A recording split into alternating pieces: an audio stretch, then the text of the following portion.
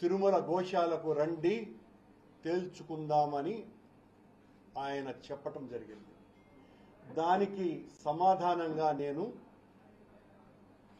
పల్లా శ్రీనివాసరావు గారు, మీరు పంపినటువంటి సందేశం నాకు అందింది, నేను ఖచ్చితంగా వస్తున్నా, మీ ఛాలెంజ్ని స్వీకరిస్తున్నా. కాకపోతే మీరు తిరుమల గోశాలకు రమ్మన్నారు, తిరుమల గోశాలకు వచ్చి చేసేది ఏమీ లేదు, ఏ గోశాలకు రావాలనో కూడా తెలియనటువంటి అజ్ఞానంలో ఒక రాష్ట్ర పార్టీ అధ్యక్షుడు, అది కూడా ప్రభుత్వంలో ఉన్నటువంటి వ్యక్తి ఈ రకంగా ట్విట్టర్లో పెట్టడం అన్నది భావ్యం కాదు. అలాగే గోశాలకు వస్తే ఇప్పుడు బ్రతికున్న గోవులు కనపడతాయి, చనిపోయిన గోవులు కనపడవు. చనిపోయిన గోవులు సంఖ్య తెలియాలి అంటే పాతి పెట్టబడ్డటువంటి ఆ స్థలాలలో తొవ్వి తీయాలా, కనుక నేను వస్తున్నా అని నేను చెప్పా. ఈ రోజున రాత్రి అర్ధరాత్రి నుంచే మాకు సంబంధించినటువంటి నాయకులను, మా మేయర్ దగ్గర నుంచి కార్పొరేటర్లని, ముఖ్యమైనటువంటి నాయకులను, కార్యకర్తల్ని అందరినీ కూడా హౌస్ అరెస్ట్ చేసినారు. ఛాలెంజ్ విసిరినటువంటి ప్రభుత్వం చేసిన నిర్వాకం ఇది. రాత్రి నుంచే నా ఇంటిని పూర్తిగా పోలీసు వాళ్ళు తమ అధీనంలోకి తీసుకున్నారు. దాదాపు 50 మంది పోలీసులకు పైగా, అందులో 3 సిఐ స్థాయి అధికారులు, చంద్రగిరి డిఎస్పీ గారు కూడా నాకు తెలిసి ఉదయం నుంచి వాళ్ళు నా దగ్గరే ఉన్నారు. మీరు ఎక్కడికి బయటికి వెళ్ళటానికి లేదు సార్ అని. నేను ఆ ఛాలెంజ్ని స్వీకరించి నిజ నిరూపణకు నేను బయలుదేరితే నన్ను బయటికి పంపించలేదు. సరిగ్గా వాళ్ళు అవతల పార్టీకి సంబంధించినటువంటి వాళ్ళు, ప్రభుత్వ ప్రతినిధులు ఎవరో వచ్చినారు అని తెలిసి నేను ఇంటి నుంచి బయలుదేరా. నా పెద్దలైనటువంటి పూర్వ మాజీ ఉప ముఖ్యమంత్రి నారాయణ స్వామి గారు, అలాగే పూర్వ మంత్రి శ్రీమతి రోజా గారు, నా తమ్ముడైన పార్లమెంటు సభ్యులు గురుమూర్తి గారు, అలాగే మా పార్టీకి సంబంధించిన నాయకులు, మేమందరము కూడా బయలుదేరితే మమ్మల్ని అస్సలు బయటికి రానివ్వలేదు. బయటికి రానివ్వకపోగా మమ్మల్ని అందరినీ కూడా పోలీసు వాళ్ళు పెద్ద ఎత్తున తోసివేయటం జరిగింది. దీని మీద మేము నిరసనగా రోడ్డులో బైఠాయించటం జరిగింది. దీనికి పోలీసు వారు, అందులోనూ కూడా చాలా మంచి పేరు ఉన్నటువంటి అధికారిగా ఉన్న ఈ జిల్లా ఎస్పీ గారు ఇంతకుముందు పత్రికా సమావేశంలో మాట్లాడుతూ, మేము 5 మందిని అనుమతించినాము, కానీ వాళ్ళు 40 మంది రావటానికి సిద్ధపడ్డారని, తెలుగుదేశం పార్టీ వాళ్లను కూడా అలాగే కొద్ది మందినే పంపించినాము అని ఆయన చేత కూడా ఈ ప్రభుత్వం, ఆ నిబద్ధత కలిగినటువంటి పోలీసు అధికారి చేత కూడా అబద్ధం చెప్పించింది. ఉదయం నుంచి నేను, మా గురుమూర్తి గారు, మా నారాయణ స్వామి గారు, అలాగే మా ఎమ్మెల్సీ గారు, రోజా గారు ఈ 5 మందికి పర్మిషన్ ఇవ్వండి అని ఉదయం 8 గంటల నుంచి మేము పోలీసు వారిని విన్నవించుకుంటూనే ఉన్నాం. వారేమో అప్పుడు వారు పోయిన తర్వాత, ఎవరైతే ఆ తెలుగుదేశం పార్టీ శాసనసభ్యులు ఎవరో ఉన్నారో వాళ్ళు పోయిన తర్వాత మీ ఒక్కరిని అనుమతిస్తాము అని పదే పదే చెప్పటం జరిగింది.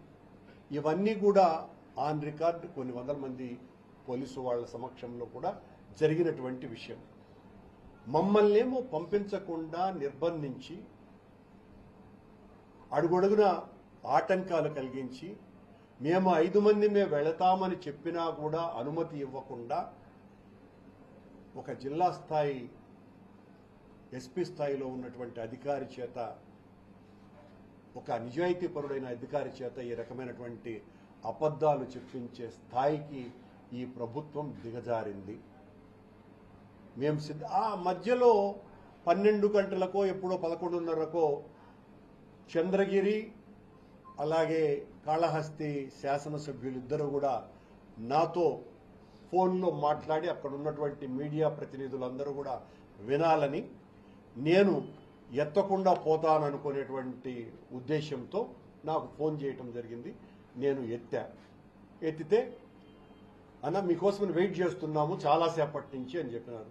నేను కూడా వెయిట్ చేస్తూనే ఉన్నాను ఉదయం నుంచి నాని సుధీర్, కానీ నన్ను పంపటం లేదు అంటే మీ పక్కన ఎవ్వడు ఒక్కరు లేరన్న పోలీసు వాళ్ళు, మీరు కావాలని చెప్తున్నారు అని. లేదబ్బా ఇక్కడంతా చాలా మంది పోలీసు వాళ్ళు ఉన్నారు, మీరు ఎస్కార్ట్గానే అందించగలిగితే నేను రావటానికి సిద్ధంగా ఉన్నాను అని నేను చెప్పాను. చెప్పిన తర్వాత వాళ్ళు మేము పంపిస్తాము అని అన్నారు. వాళ్ళు పంపలా.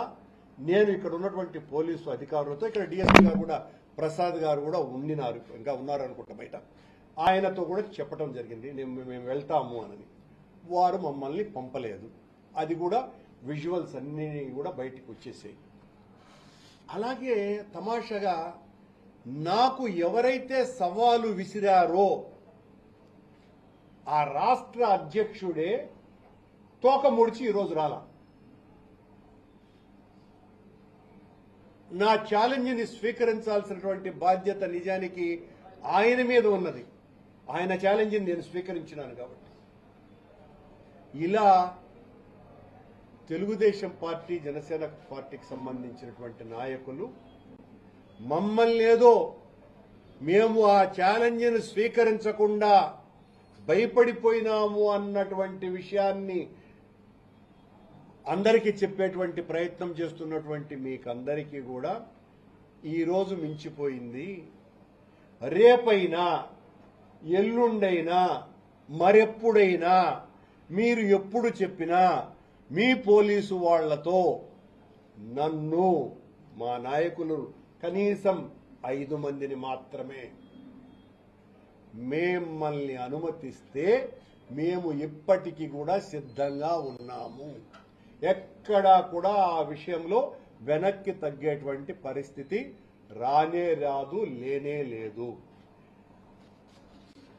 మీ ఎగ్జిక్యూటివ్ ఆఫీసర్ 43 ఆవులు చనిపోయాయి 3 నెలల్లో అని ప్రకటించినాడు. మీ చైర్మన్ 22 ఆవులు చనిపోయాయి అని చెప్పటమే కాకుండా, ఏం మనుషులు చచ్చిపోరా, ముస్లిం 35 కాబట్టి చచ్చిపోయినాయి, నువ్వు ఒక దుర్మార్గుడివిరా, నీచుడివిరా అని నన్ను ఇష్టం వచ్చినట్టుగా తిట్టాడు. మనిషి జన్మ ఎత్తటమే పొరపాటురాని ఇలాంటి వాడు అని. సరే, స్థానిక శాసనసభ సభ్యుడు కూడా 40 గోవులు చచ్చిపోయినాయని ఆయన కూడా చెప్పినారు. నేను ఏ మాట అయితే చెప్పానో ఆ మాటకు ఇప్పటికీ కూడా కట్టుబడి ఉన్నాను. మీరు ఆ కళేబారాలని వెనక్కి తీయటానికి సాధువులతో కానీ, మతానికి, మన రిలీజియన్కి సంబంధించిన పెద్దలు ఎవరితోనైనా కూడా తీయించడానికి మీరు సిద్ధపడితే మనమందరము కూడా సమాజానికి ఒక సందేశం ఇచ్చిన వాళ్ళం అవుతాము. మీ పాలనలో వారు ఎగ్జిక్యూటివ్ ఆఫీసర్ గత ఏప్రిల్ నెల నుంచి మార్చి వరకు 191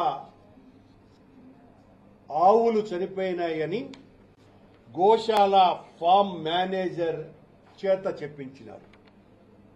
ఇంతకంటే ఎక్కువ చనిపోయినాయన్నది ఇప్పటికీ కూడా మా వాదన.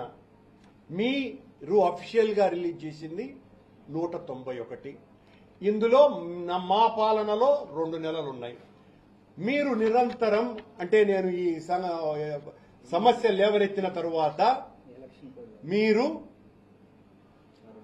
ప్రక్షాళన చేస్తామని ప్రారంభాన్ని ఘోషించిన అధికారం చేపట్టినటువంటి మీరు ఈ మార్చి, ఏప్రిల్, మే కూడా ఆ రోజున ఎన్నికల కోడ్ ఉంది, మాకు సంబంధమే లేదు మా పాలనకు సంబంధించి, అది ఇచ్చారు. ప్రక్షాళన మీరు అడుగుపెట్టినప్పటి నుంచి ఉంది కదా, మరి ఈ 10 నెలలు ప్రక్షాళన ఎందుకు జరగలా? మరి ఈ 170 ఆవులు ఎందుకు చనిపోయినాయి? మీ ప్రకారమే అనుకుందాం, నాది ఇంకా ఎక్కువ సంఖ్యనే నా వాదన. జూన్ నుంచి ఇప్పటి వరకు, జూన్ నుంచి అంటే మీరు అధికారం చేపట్టినప్పటి నుంచి ఇప్పటి వరకు 170 ఆవులు చనిపోయాయి అన్నటువంటి విషయం అధికారికంగా మీరు చెప్పినటువంటిదే, మీ ఫామ్ మేనేజర్ రిలీజ్ చేసినటువంటిది. ఈఓ గారు పాపము తెలుగుదేశం పార్టీ ప్రతినిధిలాగా ఆయన చాలా ఎక్కువ మాట్లాడినారు. పురుగుల మందులు పెట్టినారు దానాగా, విజిలెన్స్ రిపోర్ట్ వచ్చింది. ఈ విజిలెన్స్ రిపోర్టు అక్కడ ఉన్నటువంటి అధికారి మీద, అక్కడ జరుగుతున్నటువంటి ఆ తప్పుల మీద విజిలెన్స్ ఎంక్వైరీ వెయ్యాలా అని నిశ్చయించిందే జగన్మోహన్ రెడ్డి గారి పాలనలో ఎగ్జిక్యూటివ్ ఆఫీసర్గా ఉన్నటువంటి జవహర్ రెడ్డి గారు. వారు వృత్తిరీత్యా వెటర్నరీ డాక్టర్.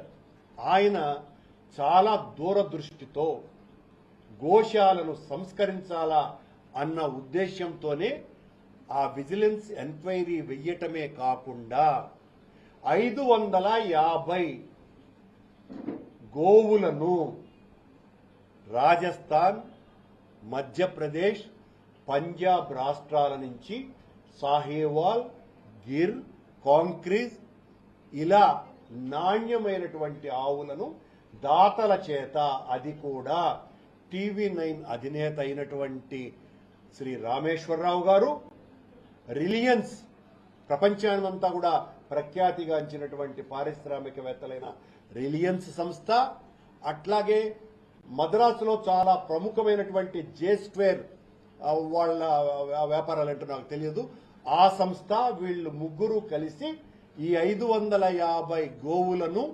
విరాళంగా వాళ్లు కొని వెంకటేశ్వర స్వామికి విరాళంగా, అవి కూడా లారీలలో తెస్తే అంత దూరం ఆరోగ్య ప్రాబ్లమ్స్ వస్తాయని చాలా భద్రతతో రైల్వే మంత్రి గారితో మాట్లాడి అవన్నీ కూడా రైల్వే వ్యాగన్ల ద్వారా మన గోశాలకు తరలించటం జరిగింది. ఇదంతా కూడా ఆనాటి ఎగ్జిక్యూటివ్ ఆఫీసర్ జవహర్ రెడ్డి గారి నేతృత్వంలో జరిగింది. ఆయనే ఎన్డీడీబీతో మాట్లాడి పునరుత్పత్తి కేంద్రాన్ని చాలా సమర్థవంతంగా నిర్వహించాలి, అది కూడా ఈ 550 గోవుల ద్వారా మగ జంతువులు కాకుండా, అంటే ఎద్దు దూడలు కాకుండా 98% ఆవు దూడలను మాత్రమే ఆ ఆవులు కనే విధంగా ఆ పునరుత్పత్తి కేంద్రాన్ని ఎన్డీడీబీ వాళ్ల చేత 48 కోట్ల రూపాయల విరాళంతో వాళ్ల చేత ఒక ప్లాంట్ను ఏర్పాటు చేయటం జరిగింది. ఇది మాకున్న చిత్తశుద్ధి అని తెలియజేస్తున్నా. ఆనాడు ఎగ్జిక్యూటివ్ ఆఫీసర్గా ఉన్నటువంటి జవహర్ రెడ్డి గారు ఉన్నప్పుడు ఆయన వెటర్నరీ డాక్టర్ కాబట్టి ఇలా చేస్తే బాగుంటుందినని బోర్డు మెంబర్లమైనటువంటి మమ్మల్ని అందరినీ కూడా ఒప్పించి చేసినటువంటి నిర్ణయం. అలాగే స్వామివారికి ఇప్పుడున్నటువంటి వెన్న, నెయ్యి సాంకేతిక పరమైనటువంటి అభివృద్ధితో తీసినటువంటి నెయ్యే తప్ప సాంప్రదాయ పద్ధతుల్లో తీసినటువంటిది కాదనని బైలోనా మెథడ్ ద్వారా, అంటే కవ్వం ద్వారా పాలను కాచి చిలికి వెన్నను తీసి దాన్ని చిలకటం ద్వారా, ఆ మజ్జిగను చిలకటం ద్వారా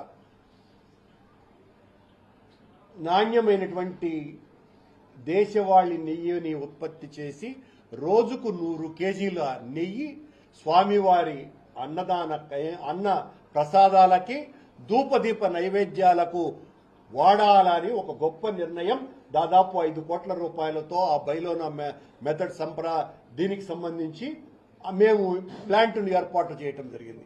అది పూర్తి కాకుండానే ఇప్పటికి 10 నెలలైంది. దాదాపు 95% పైగా పూర్తయినటువంటి ఈ రెండూ కూడా వీళ్ళొచ్చి ప్రక్షాళన ప్రారంభించినామని, అందులోనే ఈవో గారు చెప్పారు, మేము వచ్చిన తర్వాత గోశాలలో సమూలమైనటువంటి మార్పులు చేశాము అని.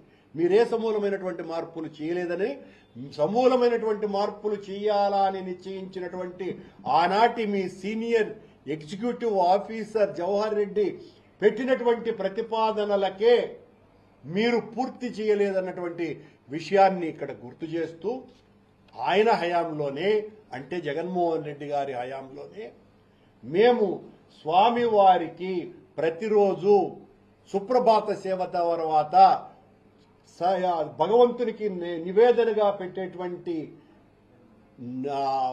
వెన్నని నవనీత సేవ అన్నటువంటి పేరుతో కొండ మీద నాణ్యమైనటువంటి సాహివాల్ గోవులను 8 ఎకరాల విస్తీర్ణం చేసి గోశాలను కొండ మీద విస్తీర్ణంలో ఈ సాహివాల్ గోవులతో తయారు చేసి అతో వచ్చినటువంటి పాలను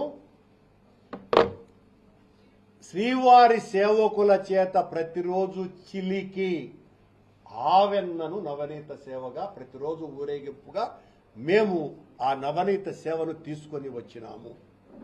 మీ పాలనలో ఇక్కడ అపవాదు కాదు, ఇలా గోవులు మరణిస్తున్నాయి అని ఆవేదనతో నేను మాట్లాడితే నువ్వు దొంగ, నీ కథ చూస్తాం, నీ అంతు తేలుస్తాం, నిన్ను రాష్ట్రమంతా జైళ్లలో కుక్కుతాం, నీ కథ జగన్మోహన్ రెడ్డి కథ, మతాల మీద యుద్ధం ప్రకటిస్తాడా జగన్మోహన్ రెడ్డి అని ఈ రకమైనటువంటి దాడేంది? మీ చంద్రబాబు నాయుడు గారు చెప్పారు, ఒక ఆవు కూడా చచ్చిపోలేదు.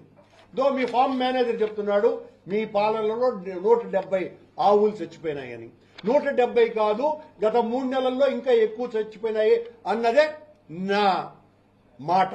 నేను దానికి ఇంకా స్టికాన్ అయి ఉన్నా. అసలు నాకు అర్థం కాల, దీన్ని నిరూపణకు రావాల్సినటువంటి వాళ్ళు రాకుండా ఈ రోజున తెలుగుదేశం పార్టీకి సంబంధించినటువంటి 2, 3, 4 శాసనసభ్యులు వీళ్ళేం నిర్ణయిస్తారయ్యా? వీళ్లకు గోశాలకు సంబంధించినటువంటి ఏ ఇన్ఫర్మేషన్ ఉంది? ఊరికే నన్ను జగన్మోహన్ రెడ్డి గారిని మా పార్టీని తిట్టడానికి తప్ప మళ్ళా వాళ్ళు బీరాలు పలకటం.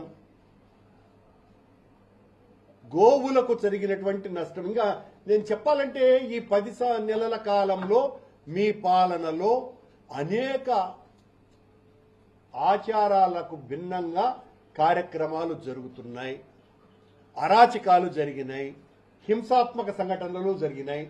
5 రోజుల ముందు శివ అనేటువంటి ఒక జీపు డ్రైవర్ని కొండ మీద కొట్టుకొని తాగి హత్య చేసినారు. దాదాపు ఈ 70 సంవత్సరాల తర్వాత జరిగినటువంటి హత్య మీ కాలంలో జరిగింది. దీనికి సమాధానం చెప్పాలి కదా మీరు. చెప్పులు వేసుకొని వైకుంఠం క్యూ కాంప్లెక్స్ నుంచి మహాద్వారం వరకు వచ్చినారు, బిర్యానీలు తిన్నారు, తాగి కొట్టుకుంటున్నారు, బెల్ట్ షాపు దొరికింది కొండ మీద. ఇక ఏ అపచారం జరగలా మీ దగ్గర? మా మీద ఎగిరి పడిపోతున్నారు.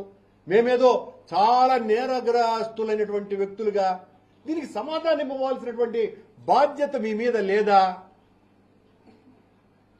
సరే, ఈ ఫార్మర్ అతనెవరు హరినాథ్ రెడ్డి ఈ రకమైనటువంటి అకృత్యాలన్నీ పాల్గొన్నాడు అని చెప్తున్నారు.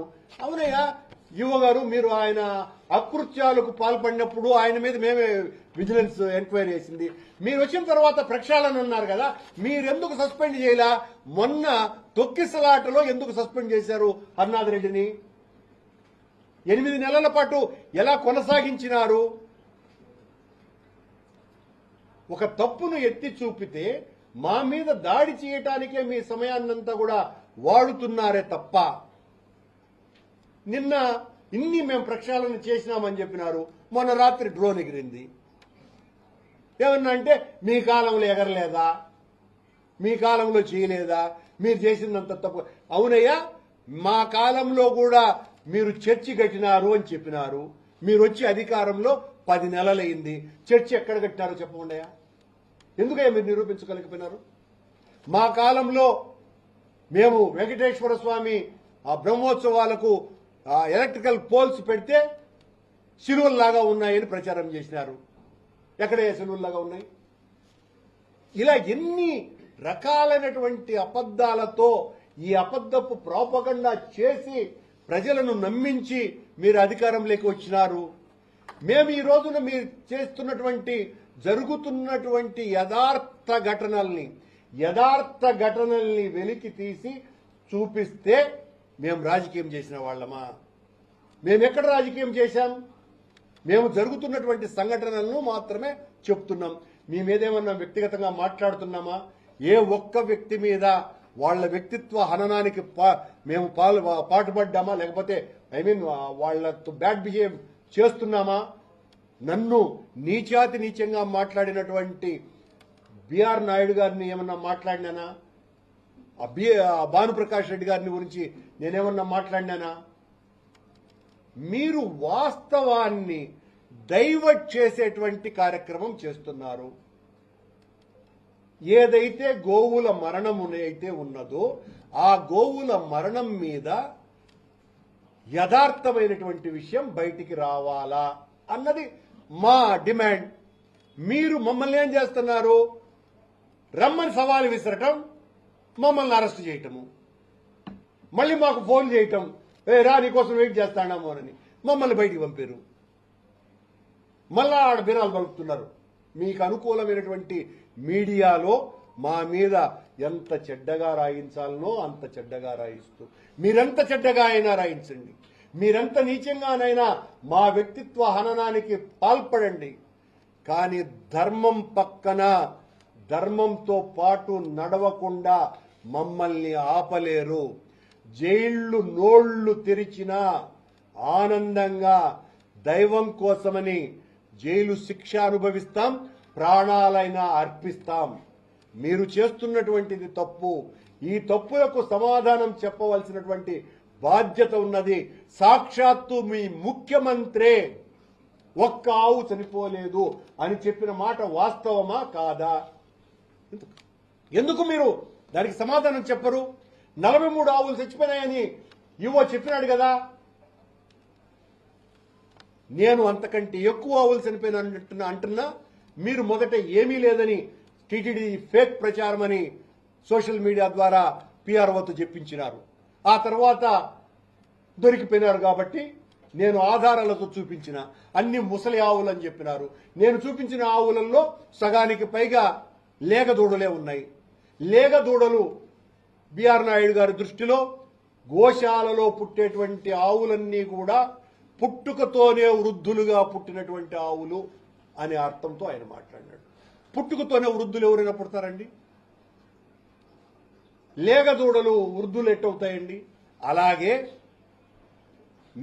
మా పాలనలో ఈ జవహర్ రెడ్డి గారు తెప్పించినటువంటి 550 గోవులు అన్నీ కూడా 2 సంవత్సరాల వయస్సున్నటువంటి ఆవులు.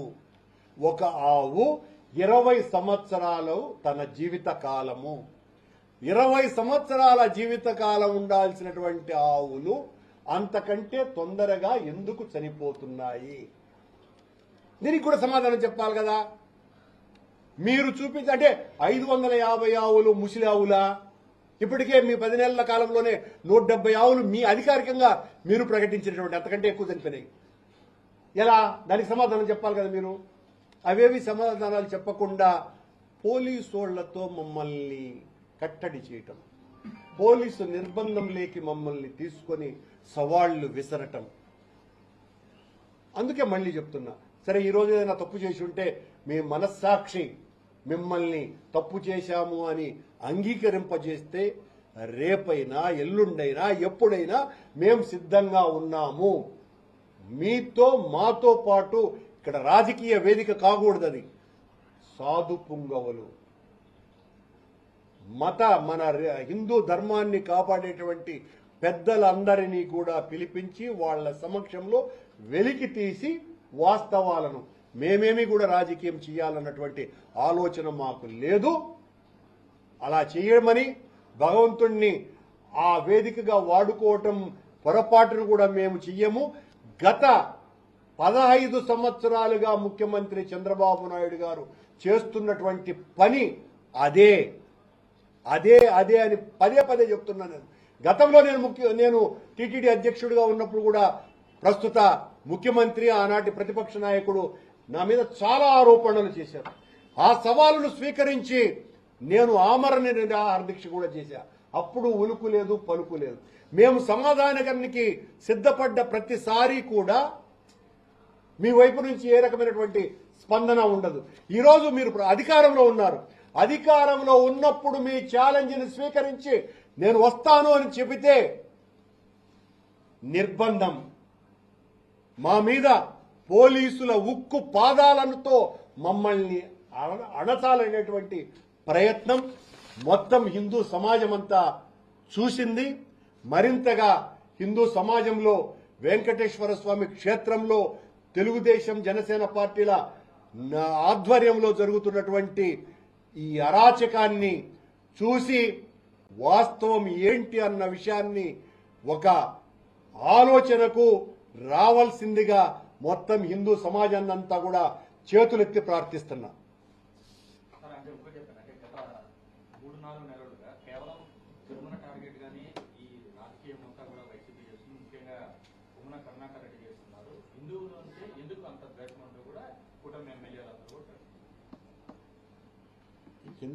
ఈ తెలుగుదేశం ఎమ్మెల్యేలు ఏంటండి, నా మీద బిఆర్ నాయుడు గారి ఛానల్, అలాగే ఏబిఎన్ ఛానల్, అలాగే ఆయన ఎవరు మూర్తి అంట, మరి ఆయన ఛానల్ ఏదో తెలియదు, ఎంత నీచంగా అంటే నన్ను నాస్తికుడు అనేది కొద్దిసేపు, మళ్ళీ వెంటనే క్రైస్తవుడు అనేది, మళ్ళీ వెంటనే నీచుడు అనేది.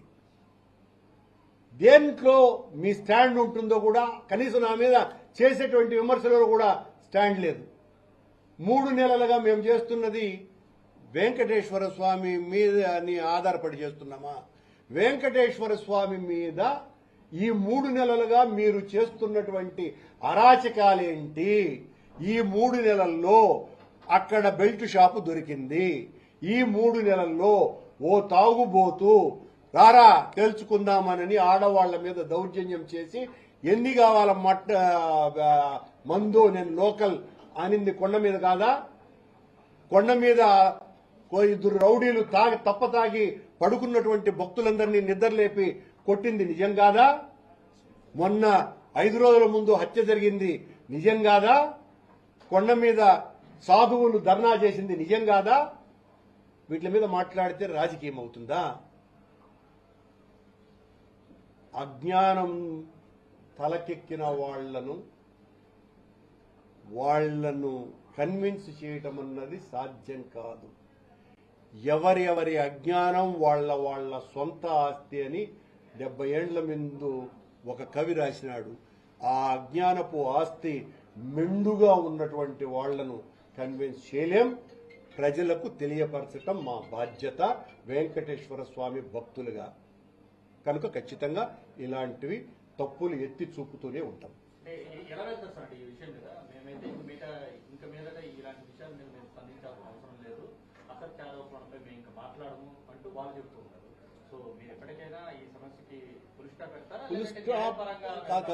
ఫుల్ స్టాప్ అంటే నేను మాట్లాడిన తర్వాత వాళ్ళు ఇచ్చినటువంటిది వితండపు వివరణ వలన వాళ్ళు ఇరుక్కున్నారు అనవసరంగా. ఆ రోజే ఒక మామూలు ప్రెస్ మీట్ లో వాస్తవాలను బయట పెట్టినుంటే బాగుండేది. వెంటనే నేను ప్రెస్ మీట్ పెట్టిన వెంటనే 5వ నిమిషానికే ఫేక్ ఫేక్ ఫేక్ ఫేక్ వాళ్ళు ఇష్టం వచ్చినట్టు సరఫరా చేసినారు. ఆ తర్వాత బిఆర్ నాయుడు గారు నెక్స్ట్ డే ఆడికి పోయి నన్ను ఇష్టం వచ్చినట్టు తిట్టాడు. దూషణే కదా, దూషణ తప్ప ఏమన్నా ఉందా? వాడు మనిషిగానే పుట్టడానికి అనర్హుడు అని అన్నాడు ఆయన. నన్ను నా గురించి ఏదో చాలా బాగా తెలిసినవాడు మాదిరిగా, వాడు నాస్తికుడు, ఏదో మా ఇంట్లో పుట్టినవాడు మాదిరిగా ఆయన నా మీద మాట్లాడేటువంటి మాటలు ఇవన్నీ కూడా.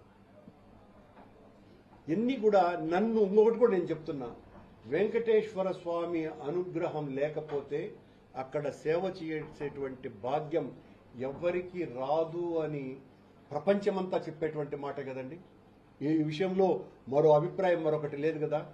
ఎంత అనుగ్రహం నాకు లేకపోతే 3 సార్లు బోర్డు మెంబర్ని, 2 సార్లు అధ్యక్షుడిని అవుతాను నేను. ఆ వెంకటేశ్వర స్వామి కృప, కరుణ, దయ, దాక్షిణ్యం నా మీద లేకపోతే ఈ 85 సంవత్సరాల టీటీడీ పాలక మండళ్ల కాలంలో ఇన్నిసార్లు సభ్యుడినైన వాడిని, అధ్యక్షుడైన వాడిని నేను ఒక్కడినే. స్వామి అనుగ్రహం లేకపోతే ఇలా సాధ్యమా? ఇంకా నన్ను మీరు నాస్తికుడు అని మాట్లాడితే నేను ఏం సమాధానం చెప్పాలి? దానికి మాట్లాడుకుంటూ ఉండండి. అవునండి, గర్భవతి అయినటువంటి అత్యంత పవిత్రమైన గోవు గోశాల నుంచి తప్పిపోయి రైలు పట్టాల మీద వెళుతుంటే రైలు గుద్ది చచ్చిపోయింది. అంతే కూడా కాదు, స్వామి ఊరేగింపులో పాల్గొనేటువంటి వృషభం కూడా చచ్చిపోయింది. కొత్తగా చెప్తున్నా మీకు, వృషభం కూడా చనిపోయింది. దాన్ని కూడా అడగండి మీరు. అలాగే స్వామి దగ్గర పూజలు అందుకునేటువంటి గోవు కూడా చనిపోయింది. ఇంకా మాట్లాడితే రాజకీయం అని చెప్తారు. సాహిల్ ఆవే కాదు, స్వామి ఊరేగింపులో పాల్గొనేటువంటి వృషభరాజే చనిపోయింది. దాని ట్యాగ్ను కత్తిరించి బాయిలో పారేసినారు. ఇది టీటీడీకి సంబంధించిందే కాదని పేపర్లలో వచ్చింది.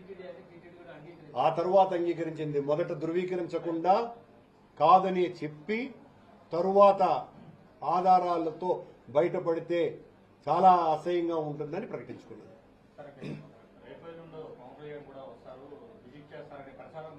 నేనేమి పవన్ కళ్యాణ్ గారికో లేకపోతే సీఎం చంద్రబాబు గారికో శత్రువును కాదండి. నన్ను ఆ కోణంలో చూడకండి. నాకు వాళ్ల పట్ల చాలా గౌరవం ఉన్నది. వాళ్ళు గౌరవనీయమైనటువంటి స్థానాలలో ఉన్నారు.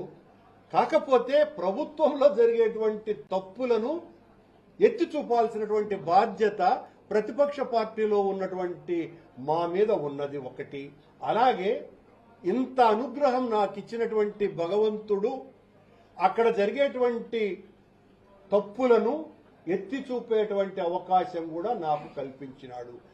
ఆయన కల్పించినాడు కాబట్టే ఈ విషయంలో కూడా ఇన్నిసార్లు నేను మాట్లాడుతున్నా ప్రతిసారి వాళ్ళు తప్పుల మీద తప్పులు చేసుకుపోతూనే ఉన్నారు. నాది వాళ్ళు నిరూపించలేకపోతున్నారు కానీ వాళ్ళు మాత్రం అడుగడుగున దొరికిపోతున్నారు. ఇది కూడా స్వామివారి కృపే.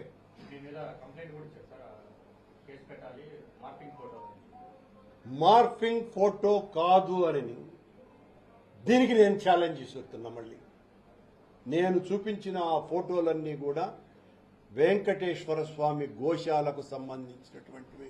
దాని మీద నేను కట్టుబడి ఉన్నా.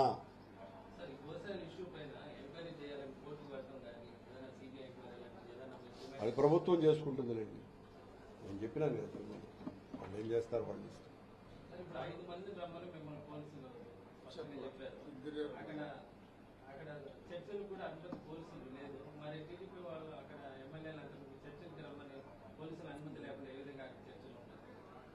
ఇదే హాస్యం అంటే.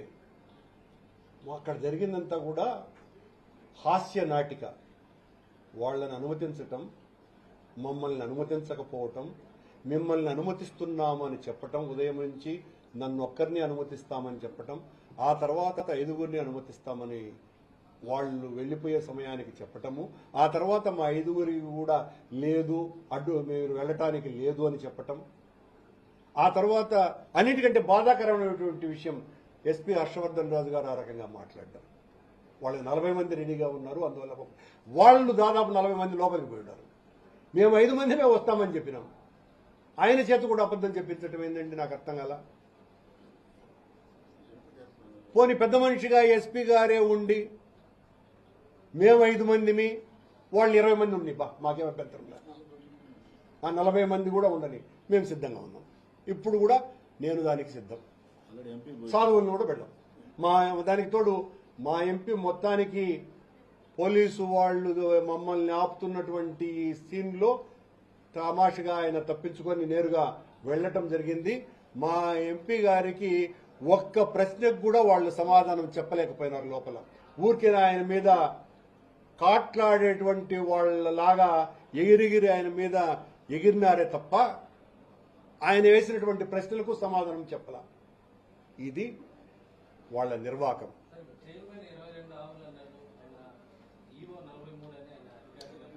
అవును, అది నాకెందుకండి. వాళ్ళకి సమన్వయం ఉందో సమన్వయం లేదో అనేది వాళ్లే చెప్పుకున్నారు కదా. వాళ్ళకి సంబంధించినటువంటి పేపర్ చెప్పింది కదా, ఇద్దరు కొట్లాడుకున్నారు అని. మళ్ళీ నేను ఎందుకు చెప్పడం అవన్నీ కూడా నాకు అనవసరం.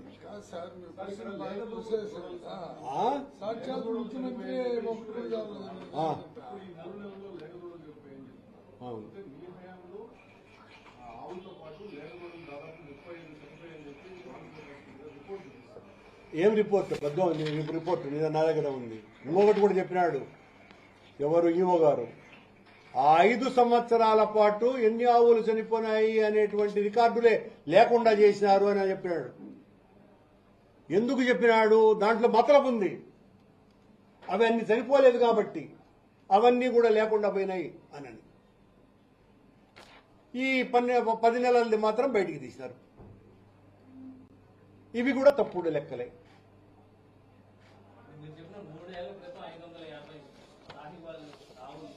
సాహివాల్, గిర్, కాంక్రీజ్ నేనేమన్నా వాటి గీతకు పెట్టేవాడిన స్వామి, నాకెట్లా తెలుస్తాయి ఎన్ని పెట్టబోయే వాళ్ళు చెప్పాల్సిన విషయం కాదు.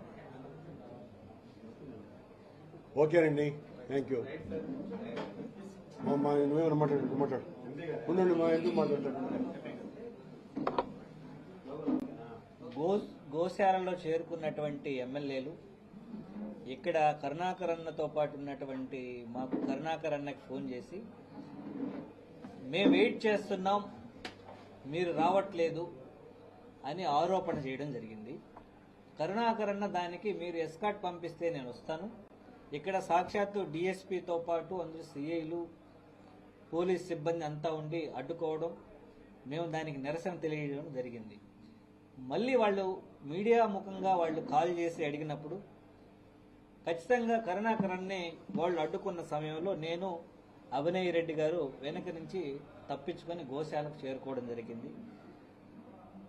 మీరు ఇక్కడ చేస్తున్నటువంటి విషయం వేరు, అక్కడ జరుగుతున్నట్టు వేరు. ఏడు మీరు రమ్మంటున్నారు, పోలీస్ వ్యవస్థ ద్వారా అడ్డుకుంటున్నారు రాకుండా. మీరు అడిగినటువంటి ప్రతి ప్రశ్నకి, మీరు విసిరినటువంటి సవాలుకి జరిగినటువంటి నిజాలని బయట పెడతాడనే భయంతోనే ఆయన అడ్డుకుంటున్నారు. ఇక్కడ చేరి మీరు మీడియా ముఖంగా కావాలని రావట్లేదు అని చెప్తున్నారు. ఇది తప్పు. వెంకటేశ్వర స్వామి సాక్షాత్తు చూస్తున్నటువంటి జరుగుతుండేదంతా చూస్తున్నారు.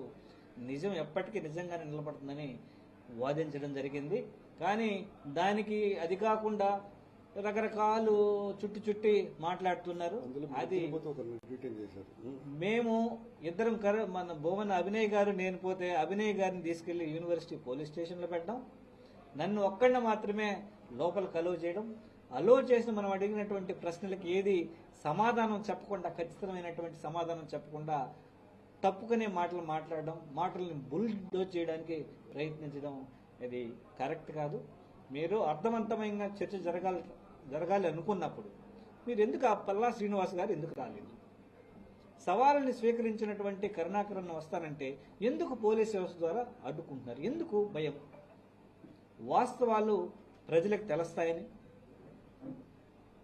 ఇలా సమస్యను పక్కదారి పట్టించే కార్యక్రమం ఈరోజు టీడీపీ ప్రభుత్వం చేస్తూ ఉంది. ఖచ్చితంగా ఏ అయితే కరుణాకరన్ చెప్పాడో ఆ విషయాలకు అన్ని కట్టుబడి ఉంటాను అని ఇప్పటికీ చెప్తూనే ఉన్నాడు. ఇప్పటికీ 5 మంది రావడానికి సిద్ధం, మీరు సిద్ధమైతే. ధన్యవాదాలు.